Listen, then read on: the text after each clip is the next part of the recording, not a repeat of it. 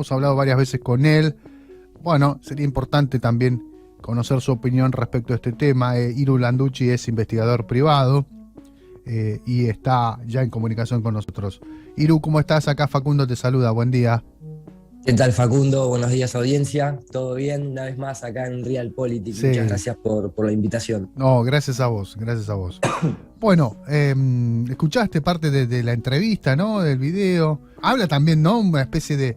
Da a entender su posición terraplanista, por decirlo así, Gastón Pauls, cuando dice en una primera instancia: yo no salí de la Tierra para saber si era redonda, ¿no? Exactamente, sí, de hecho lo mensajé ayer, primero porque me parece que tenía razón. Él hizo un post diciendo: al final hacen tanto escándalo por el tema del hombre en la luna, cuando en realidad yo fui ahí a promocionar un programa de, digamos, de ayuda social a un sector muy vulnerable de la sociedad, que es justamente los adictos, en su segunda temporada creo que era, y terminó quedando el titular, ¿no? Muy amarillista en la prensa de dudar del hombre en la luna. Con lo cual concuerdo, yo particularmente soy director de efectos visuales, Sí. y realmente cuando uno se pone a ver lo que fue el hombre en la luna, no la parte, digamos, tal vez más técnica, mediática y de propaganda, sino el hecho en sí, el hecho real de los astronautas saltando, cayéndose en la luna, la bandera del Apolo 16 moviéndose por una corriente de aire, el polvo cayendo a velocidad normal como acá en la Tierra, el buggy al que hace referencia, lo que sería el Lunar Rover. Realmente sí, yo diría que hasta eso es un buggy en Chapalmalal eso.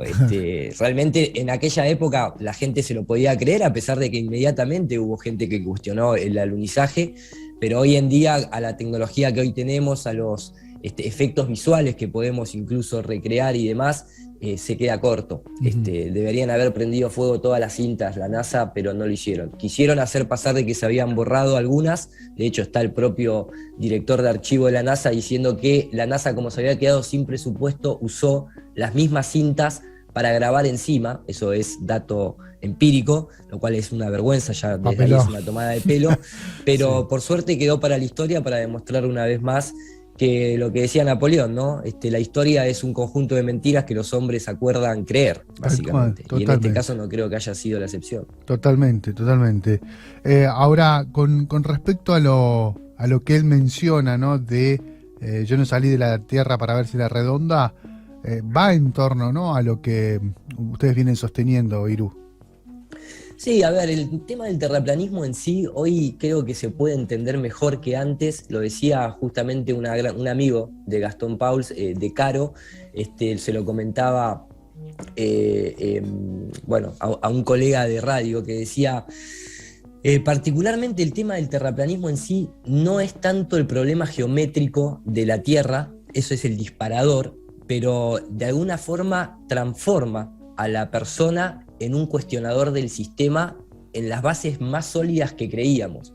Me parece que en estos últimos 2 años ese cuestionamiento se vio muy empíricamente en el tema salud, independientemente de las múltiples opiniones. Y lo que pasó en aquel momento, cuando surgió todo esto en el 2015, empezó un cuestionamiento, bueno, tal vez de una de las mentiras más grandes que han sido perpetuadas. Viene de la mano de lo que es la carrera espacial, lógicamente, pero tampoco hay que salir entre comillas digo, salir de nuestro mundo para darse cuenta su forma geométrica. A ver, ellos mismos, supuestamente, cuando Eratóstenes hizo su experimento con los dos palitos y midió las sombras para determinar el radio de la Tierra, no salió de la Tierra. Y ese mismo ejercicio, si vos lo haces matemáticamente exactamente igual, podés sacar la distancia al Sol, en lugar de asumir que los rayos del Sol entran de forma paralela a la Tierra, lo cual eso es una falacia, porque jamás se han visto los rayos del Sol entrando paralelos a la Tierra, entran de forma divergente. Sí. Cuando vos ves desde Colonia todo Puerto Madero y parte incluso hasta de Quilmes, no hay curvatura. Están viendo a 52 kilómetros, estás viendo edificios que no superan los 100 metros de altura, cuando la curvatura en esa parte geométrica es de 196 metros. Y así podría ir citando ejemplo tras ejemplo tras ejemplo. Entonces, a mí no me parece realmente tan descabellado hacer un ejercicio, no le veo lo peligroso de hacer un ejercicio matemático, geométrico, y poner a prueba lo que la Iglesia viene sosteniendo desde hace 500 años, dado que la doctrina copernicana surge de las raíces eclesiásticas claro, como un control social, uno más, al igual que lo es la religión, en este caso el culto solar cristiano. claro. Entonces, es cuestión de revisar la historia, nada más, no creo que tenga nada de peligroso. Para ellos sí, sí, para ahora, nosotros me parece que no. exacto, ahora se mantiene y se sostiene por el poder de la Iglesia en el mundo, ¿no? Mira, no solamente el poder de la Iglesia, porque ellos la han hecho muy bien, sobre todo la orden jesuita, que es la orden científica del Vaticano. Recordemos que el calendario que nosotros utilizamos, el calendario gregoriano, fue realizado justamente por la orden jesuita. La parte militar de la orden jesuita no es un dato menor, menos en la actualidad, dado que si vas hurgando, no hay prácticamente ni un solo presidente de países importantes que no haya sido educado en universidades de ellos. De hecho, por ejemplo, no sé, el último presidente de los Estados Unidos, sin contar a Joe Biden, el asesor era Steve Bannon, educado por jesuitas. El actual Joe Biden también tiene su confesor, entre comillas, de la orden jesuita, y si nos vamos para Europa pasa exactamente lo mismo. No es un dato menor ni es una orden menor, no son hombres vestidos de negro, sentados a la luz de una vela escribiendo con una pluma de águila con tinta. No, eso ya no es así. Hoy en día tienen otro tipo de poder, pero el punto viene que lo que sí está sostenido hoy en día, lo que es el espacio exterior, es por el principio de autoridad y es por el gran show espacial. Es un reality show más de estas sociedades modernas que nos tocan vivir. Todos lo vemos por televisión, sí, el espacio exterior. Incluso, fíjate el detalle que las agencias de turismo espacial podría considerarse como el Origen Azul, Blue Origin, o Virgin Galactic, la Virgen Galáctica, nombres muy simbólicos. Cuando enviaron ahora en los últimos viajes que hicieron con personas de a pie que pagaron obviamente $300.000, cuando bajan de las cápsulas que llegan nada más que a los 100 kilómetros, lo que les sorprende a esos seres humanos que viajan en esas naves es que cuando ellos ascienden al espacio se ve absolutamente todo negro, lo cual contradice un poco la teoría heliocéntrica de cómo se comporta la luz en el espacio, claro, porque de hecho los propios astronautas se han enredado muchas veces diciendo que, lógicamente, cuando vos subís arriba de la atmósfera, ellos ven planetas, galaxias, nubes de Magallanes, cientos de miles de estrellas, y está todo negro. Claro. ¿Qué pasó con la luz ahí? Entonces, los cohetes que viajan hoy a la Luna, digamos, o los satélites espaciales que salen, no van a la Luna. Mirá, bueno, primero a la Luna no volvió nadie. O sea, vos fíjate que una potencia como Rusia, si no estuviesen un poquito arreglados, van a dejar de lado, o sea, creo que la última misión de la Luna de los rusos, creo que fue la Luna 24, así se llamaba Luna 24, donde ellos dicen, mira, nosotros ya no necesitamos ir porque ya mandamos lo que teníamos que mandar y hemos comprobado lo que queríamos, así que les dejamos esto a los norteamericanos. Recuerden que la historia también la cuentan los que ganan, sí, y cuando vos vas al paradigma ruso, a los niños en sus escuelas, y la propaganda rusa es totalmente distinta a la que enseñan en América, y viceversa, ¿no es cierto? Los estadounidenses aventuraron un poco más de la mano de Stanley Kubrick, de la mano de Arthur C. Clarke, que fue uno de los historiadores detrás del análisis de cómo deberían ser las cosas en la Luna, pero después no volvió nadie más. De hecho, la Luna se ha utilizado como campaña política desde Reagan, pasando por los Bush, Obama, Clinton, Donald Trump y ahora Joe Biden. Constantemente vamos a revivir el orgullo norteamericano que nos caracteriza como la nación más exploradora del mundo y vamos a volver a la Luna. Plata a doquier, piden presupuesto nacional que sobrepasa nuestra propia imaginación, que podría ser ese dinero redistribuido en un montón de otras cuestiones mucho más importantes, aquí en la Tierra sobre todo, y sin embargo nunca vuelven a ningún lado y están lejísimos, no solamente de enviar un hombre a la Luna o una mujer, porque nunca lo han hecho, sino que encima ni siquiera pueden mandar naves. Ellos ya te hablan de Marte. Y vos decís, pero primero volvamos a la Luna, claro, de última, claro, que fue la promesa que ustedes vienen haciendo desde hace muchísimo tiempo, que hay muchos recursos naturales, que está el helio 3, que esto, que es una ciencia ficción constante, es una religión, es una la zanahoria adelante, es un ir a las... recordá que en aquella época la NASA tenía la potencia digital, o sea, de computacional, digamos, que era literalmente la de una calculadora prácticamente. O sea, Estados Unidos, con el hambre voraz que tiene de conquista, que te tira las Torres Gemelas para ir a invadir Afganistán, no van a volver a la Luna. Claro. Es medio, la verdad que para nosotros no, obviamente, pero la gente debería cuestionarse un poco. De acá el tema satelital también ha sido vendido como propaganda política. Soberanía satelital del ARSAT 1, soberanía satelital del ARSAT 2.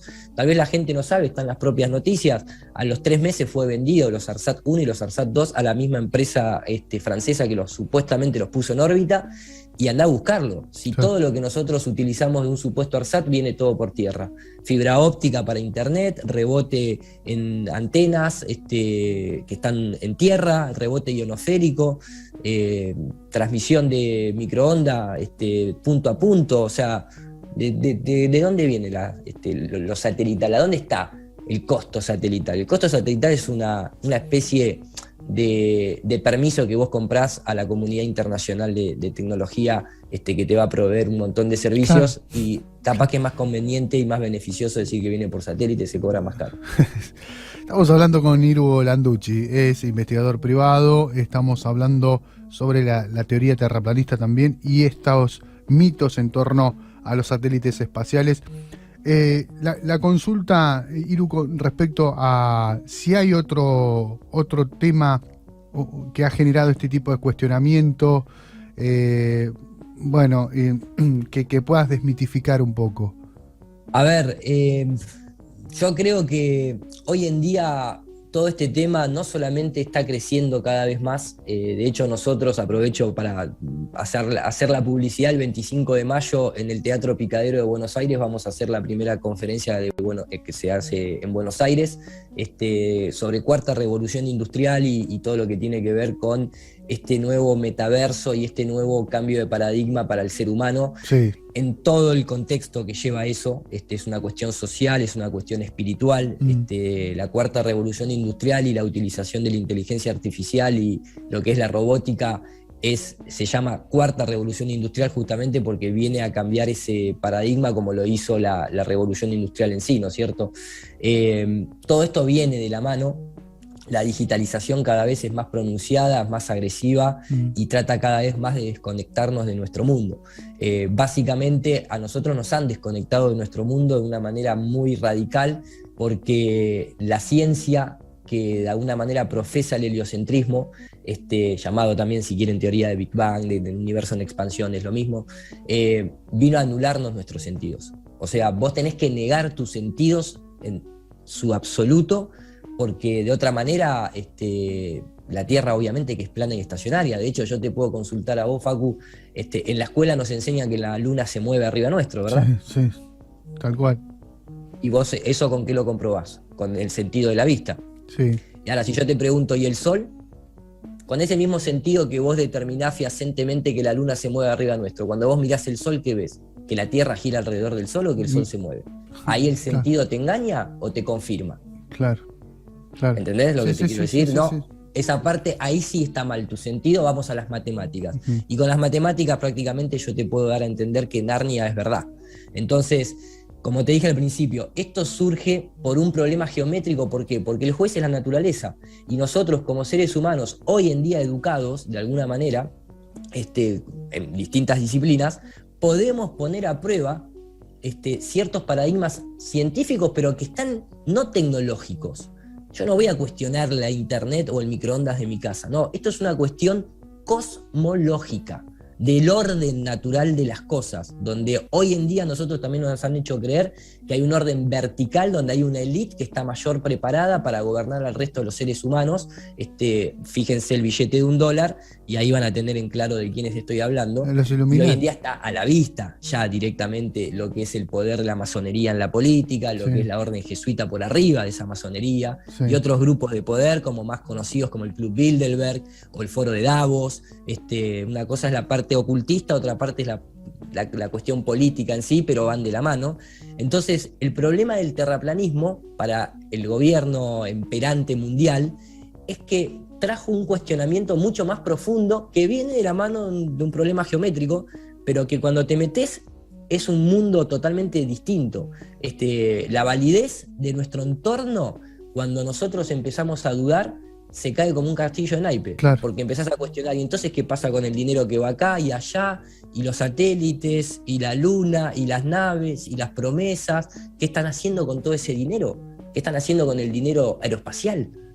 A nivel mundial lo digo, ¿no? Ese sería un simple ítem, lo económico. Para nosotros es más profundo, lógicamente, pero el tema es muy interesante y no es tan loco, es más loco y psicópata, sinceramente es esquizofrénico pensar que en este momento vos estás girando y que toda la galaxia está girando y que todos estamos avanzando a más de 60.000 kilómetros por hora hacia la nada misma. Sí, tal cual. Que pensar que, mirá, el sol se mueve, la luna se mueve, las estrellas giran, el suelo está quieto, el agua no se curva, etcétera, etcétera, etcétera.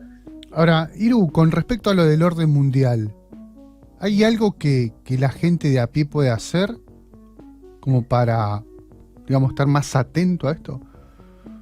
Mirá, yo creo que en ese tema hay muchas cosas para hacer. Lo primero, lógicamente, es informarse con cautela, pero yendo a fuentes alternativas, ¿no? Hoy en día la oficialidad tiene tanto lo que es la oposición como la oficialidad. Siempre vas a encontrar que te están haciendo elegir dos productos de una góndola que ellos controlan. Lo digo puntualmente, no en términos políticos, digo, siempre todas las soluciones dependen de sus industrias. Hoy en día nosotros nos hemos abierto a, ¿no? Internet ha hecho que muchos seres se comuniquen y compartan experiencias de vida en donde lo que se busca, en pocas palabras lo digo porque si no el tema es muy amplio, es la autosustentabilidad.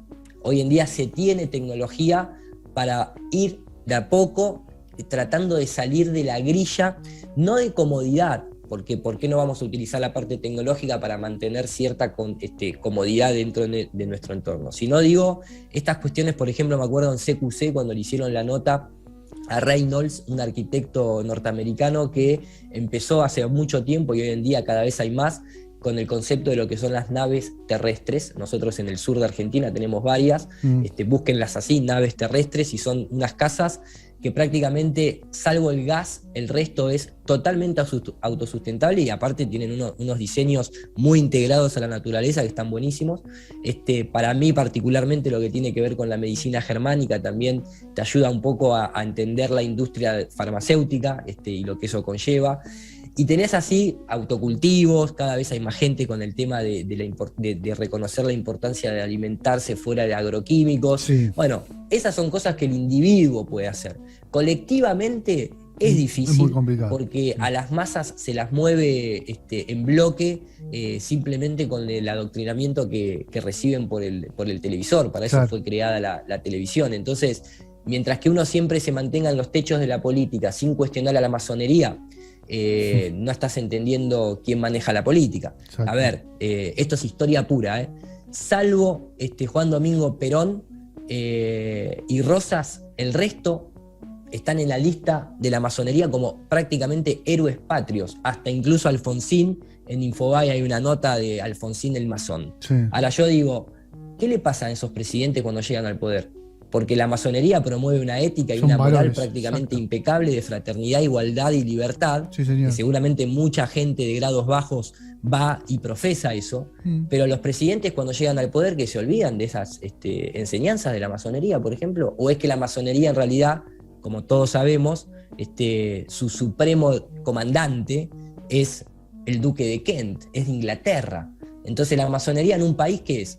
¿Un servicio de inteligencia inglés o es realmente la libertad, la fraternidad y la igualdad? Claro. Digo porque nosotros acá en Argentina la infiltración inglesa está muy tremendo. presente desde San Martín en adelante, ¿no? Sí, Entonces, lo que puede hacer la gente es reeducarse. Lamentablemente lleva tiempo, pero al final ¿no? la verdad te hace libre. Entonces, la política es muy complicada y es un paradigma que manejan ellos. Es muy difícil ganar desde ahí. Ojalá algún día surja algo realmente distinto, pero me parece que no duraría mucho tiempo en el poder. El sistema de ellos, si votar nos haría bien a nosotros, no sería obligatorio. Y el poder no te lo daría. Claro. Claro. Iru, un gustazo escucharte. Un abrazo grande. Facu, muchas gracias y saludos ahí a toda la audiencia, como siempre. Abrazo grande.